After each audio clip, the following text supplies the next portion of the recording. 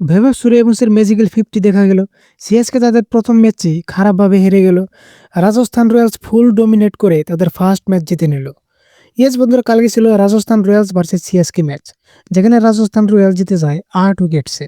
আসামের বর্ষাবাড়ি স্টেডিয়ামে এই ম্যাচটি হয়েছে, যেখানে প্রথমে বৃষ্টির জন্য টস ক্যান্সেল করা হয়েছিল, কিন্তু কিছুক্ষণ পরে আর কি নর্মাল হয় এবং আর টস জিতে বোলিংয়ের সিদ্ধান্ত নিয়ে নেয়। প্রথমে সিএসকে ব্যাটিং থেকে তাদের স্টার্টিংটা খুবই খারাপ হয়। সঞ্জু স্যামসন 7 বলে 6 নিয়ে আউট হয়। তারপর ঋতুরাজ গাইকোয়াডও 6 রান করে আউট হয়ে যায় এবং আয়ুষ মাত্রেও ডাকে আউট হয়। 19 রানেই তাদের 3টে উইকেট পড়ে যায়, যেটা রাজস্থান রয়্যালসের নান্দ্রে বার্গার এবং জোফরা আর্চারের বোলিংয়ে। তারপর ম্যাথিউ শট আর সরফরাজ খান কিছুক্ষণ ট্রাই করেছিল ম্যাচটি ব্যালেন্সে রাখতে, কিন্তু তারাও ফিউজ মেরে দেয়। ম্যাথিউ শট 2 রান করে আউট এবং সরফরাজ খানও 17 রান নিয়ে আউট, যদিও একটা 6 মেরেছিল। এটার পর রবীন্দ্র জাদেজা যখন বোলিং করতে আসে, মানে পুরো এক ওভারেই এই সরফরাজ খান এবং শিবম ডুবের উইকেটটা নিয়ে নেয়, যখন সিএসকে 51 রানসে 5 উইকেট ছিল। একদম কিডনি টাচিং মুভমেন্ট ভাই রবীন্দ্র জাদেজার জন্য, যদিও সে মুশকিল হাসি মেরেছিল উইকেটটা নিয়ে। তোমরা জানোই রবীন্দ্র জাদেজা সিএসকে দলের জন্য কত ভরসাযোগ্য একজন প্লেয়ার ছিল।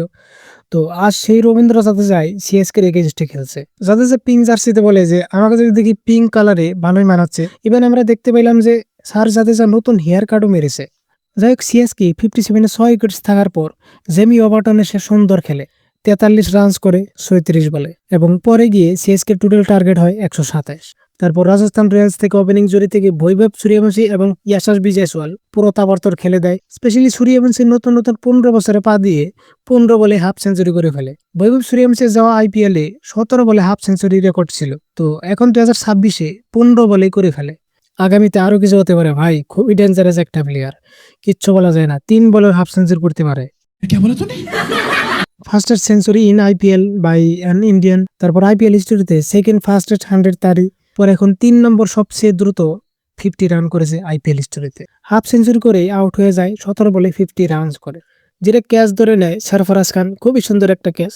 তারপর ধ্রুব জুরেল এবং রিয়ান পরাগের ব্যাটিংয়ে এই 127 রান শেষ হয়ে যায়।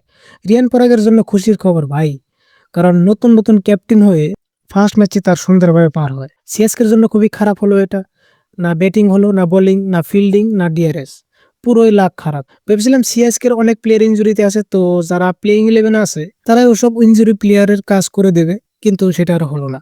রাজস্থান রয়্যালস ব্যাটিং থেকে ওরা কিচ্ছু মনে করলো না ভাই, ইজিলি এই ছোট্ট টার্গেট শেষ করে নিল মাত্র 12 ওভারে।